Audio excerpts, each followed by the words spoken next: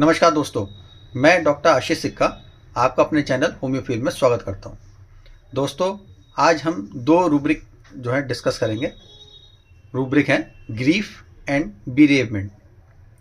ये दोनों रूब्रिक दुख से रिलेटेड हैं और दोनों बहुत क्लोज हैं, पर फिर भी दोनों में थोड़ा फ़र्क है। तो समझते हैं, आइए दोनों रूब्रिक को। ग्रीफ का क्या मतलब होता है? ग्रीफ का मतलब होता है दुख। ऐसा दुख जिसमें जो पर्सन है वो उस दुख के लिए रिएक्शन देता है।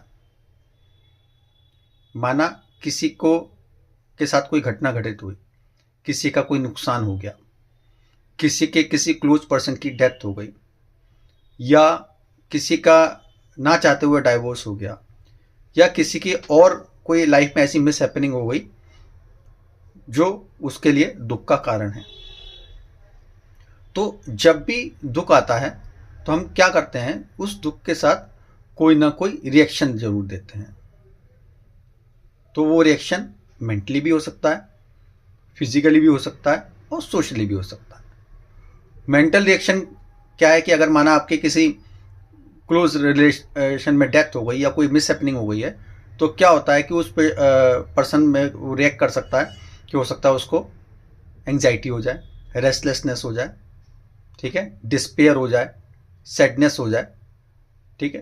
तो ये उसका मेंटल रिएक्शन है।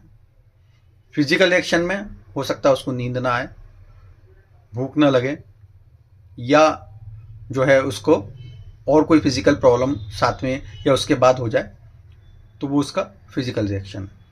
और सोशल रिएक्शन में क्या है कि अब वो जो पर्सन है कि जो उसका लॉस हुआ है, उसके बाद जो उसके बचे हुए लोग हैं उनके साथ उनकी वो ज़्यादा केयर करना शुरू कर दें, ज़्यादा चिंता करना शुरू कर दें, उनके साथ ज़्यादा रहना शुरू कर दें, ठीक है ना। तो वो सोशल रिएक्शन है। तो कोई भी दुख जब होता है तो उसमें जो पर्सन है कोई ना कोई रिएक्शन जरूर देता है। तो ग्रीफ में क्या है कि ऐसा दुख जिसमें उस दुख के जो रिएक्शन है वो जो सामने वाला जो पर्सन है वो देता है, तो वो ग्रीफ में है। माना उसको जो अगर तकलीफ हुई है तो उसका जो रिएक्शन दे रहा है वो ग्रीफ है। अब जो इसका दूसरा रूब्रिक है वो है बेरेवमेंट।